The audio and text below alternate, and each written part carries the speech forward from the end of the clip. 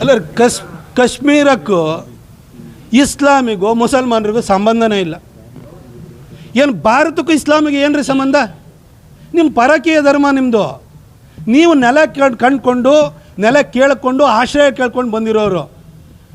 ಅವರಿಗೆ ಈ ಥರ ಆಶ್ರಯ ಕೇಳ್ಕೊಂಡು ಬಂದಂಥ ಧರ್ಮವನ್ನು ಪಾಲಿಸುವವರಿಗೆ ಅವರಲ್ಲಿ ಇಷ್ಟು ದೊಡ್ಡ ಧರ್ಮಾಂಧತೆ ಇದೆ ಅಂತಂದರೆ ಅವರಿಗೆ ಟೂರಿಸಮ್ಮು, ಈ ಥರ ಊಟ ಮಾರಾಟ ಅವ ಬಗ್ಗೆ ಯೋಚನೆ ಮಾಡಲ್ಲ.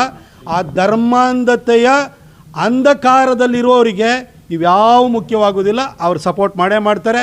ಅಲ್ಲಿ ಅಷ್ಟು ಜನ ಟೆರರಿಸ್ಟ್ಗಳು ಬಂದಿದ್ದಾರೆ. ಅಲ್ಲಿರುವಂಥ ಟ್ಯಾಕ್ಸಿ ಡ್ರೈವರ್ಸ್ ಇರ್ಬೋದು, ಅಲ್ಲಿರುವಂಥ ರೆಸಾರ್ಟ್ಗಳನ್ನ ರನ್ ಮಾಡೋರು ಇರ್ಬೋದು. ಅವರಿಗೆಲ್ಲ ಗೊತ್ತಿರಲ್ವೇನ್ರಿ ಇಲ್ಲಿ ಲೋಕಲಲ್ಲಿ? ಅವ್ರನ್ನ ಕೇಳ್ಕೊಂಡು ಯಾವ ದಿನ ಯಾರು ಎಷ್ಟು ಜನ ಟೂರಿಸ್ಟ್ ಬರ್ತಾರೆ, ಎಷ್ಟು ಬುಕ್ಕಿಂಗ್ ಇದೆ ಅದನ್ನು ತಿಳ್ಕೊಳ್ದಲ್ಲೇ ಇರ್ತಾರೆ. ಆ ಮಾಹಿತಿನೂ ಕೊಡ್ದಲ್ಲೇ ಇರ್ತಾರೆ. ಲೋಕಲ್ ಸಪೋರ್ಟ್ ಇಲ್ದಲ್ಲ ಏನೂ ನಡೆಯೋಕ್ಕೆ ಸಾಧ್ಯ ಇಲ್ಲ.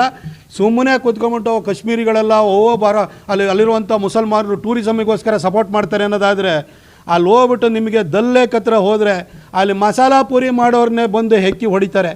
ಒಬ್ಬರಾರು ಖಂಡಿಸಿದ್ರೇನ್ರಿ? ಒಂದು ಪ್ರೊಟೆಸ್ಟ್ ಮಾರ್ಚ್ಗಳಾಗುತ್ತಾ ಅಲ್ಲಿ ಅವ್ರ ಮನಸ್ಥಿತಿನೇ ಬೇರೆ ಇದೆ. ಯಾವ ದೇಶದಲ್ಲಿ ನೋಡಿ, ಯುರೋಪ್ನಲ್ಲಿ ಆಶ್ರಯ ಕೇಳ್ಕೊಂಡು ಹೋಗ್ತಾರೆ, ಕೊನೆಗೆ ಯುರೋಪಿಯನ್ಸಿಗೆ ಹೊಡಿತಾರೆ. ಇವತ್ತು ಫ್ರಾನ್ಸ್ ಸ್ಥಿತಿ ಏನಾಗಿದೆ? ಅಲ್ಲಿರುವಂಥವ್ರು ಈಗ ಮ್ಯಾಕ್ರಾನಿಗೂ ಇನ್ನೂ ಬುದ್ಧಿ ಬಂದಿಲ್ಲ. ಅಲ್ಲಿ ಅವರು ಆಶ್ರಯ ಕೊಟ್ಟಾದ್ಮೇಲೆ ಇವತ್ತು ಫ್ರಾನ್ಸ್ನಲ್ಲಿ ಐಫೆಲ್ ಟವರ್ ಎದುರುಗಡೆ ಬಂದು ದನ ಕಡಿದು ಬೇಯಿಸ್ತಾ ಇದ್ದಾರೆ. ಇದು ನೋಡ್ರಿ, ಅವರಿಗೂ ಯುರೋಪಿಗೂ ಇಸ್ಲಾಮಿಗೂ ಸಂಬಂಧನೇ ಇಲ್ಲ.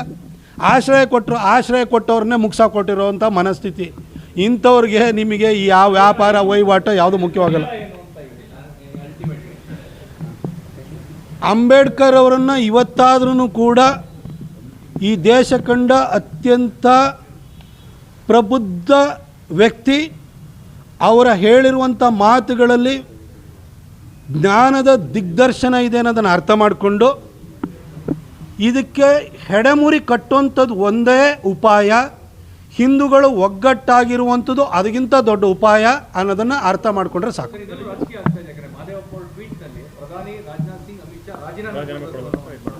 ಮಹಾದೇವಪ್ಪನವ್ರನ್ನ ಮೈಸೂರವರೇ ಸೀರಿಯಸ್ ತೊಗೊಂಡಿಲ್ಲ ಬಿಟ್ರೆ.